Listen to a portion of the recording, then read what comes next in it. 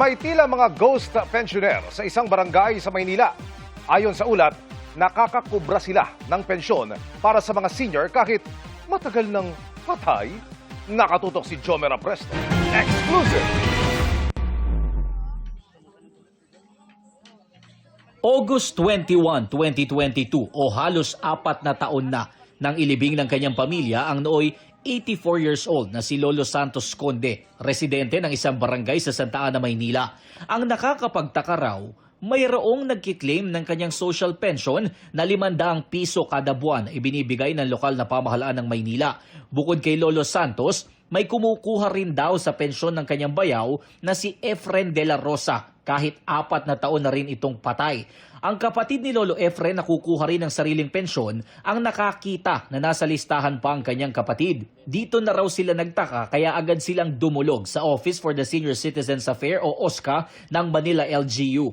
Doon nila nakita na may mga nakapirma sa mga pangalan ni Lolo Efren at Lolo Santos para sa payout ng January hanggang March 2026. Natuklasan din nila na hindi bababa sa 10 senior citizens sa nasabing barangay ang patay na.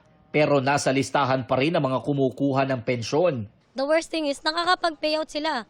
And then may signatures pa. Ang malala, sir, napipirmahan nila, ang dinodoktor nila yung signatures. Ayon sa mga nagrereklamo, mga opisyal ng barangay lang ang may authority na maghawak ng dokumento at may kakayahan na magbigay ng payout. Mismong kapitan ng barangay daw ang lumapit sa pamilya ni Dara para makipag-areglo at igiit na wala siyang alam sa nangyari. Siyempre, imposible pong wala siyang alam kasi chairman siya. Biruin niyo, sir, 4 years. Sa 4 years na yun, kung hindi pa makita nung tita ko yung signature nung tito ko, hindi nila i-declare yung mga senior na patay na.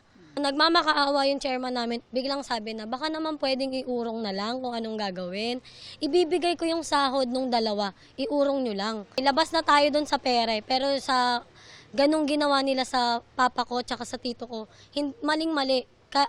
Hustisya. Desidido raw ang pamilya ni Dara na ituloy ang kanilang reklamo laban sa barangay. Ang asawa ni Lolo Santos na si Elsa, hindi raw makapaniwala sa nangyari. Kaibigan ho namin magkakapatid yan eh. Kaya ni sa hinagap, hindi ho namin akalain na gagawin na sa pamilya namin ng ganyan. Parang ang hirap po ba tanggapin na ganun? Kasi alam ho ng buong barangay kung gaano kami kahirap. Narito ako sa mismong barangay hall na inirereklamo ng ilang residente. Sinubukan namin makipag-ugnayan sa mga opisyal ng barangay pero ayon sa ilang naka-duty na tanod, walang mga opisyal ng barangay na naka-duty sa mga oras na ito. Bukod sa investigasyon ng OSCA, dumulog na rin kanina sa istasyon ng pulisya ang pamilya ni Dara para magsampa ng karagdagang reklamo laban sa ilang opisyal ng kanilang barangay.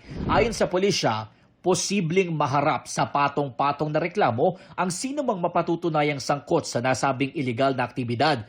Sabi ng DILG, aalamin muna nila ang katotohanan sa likod ng kwento bago magbigay ng komento. Habang hinihintay pa namin ang tugon ng Manila LGU. Jomer Presto, nakatuto, 24 oras.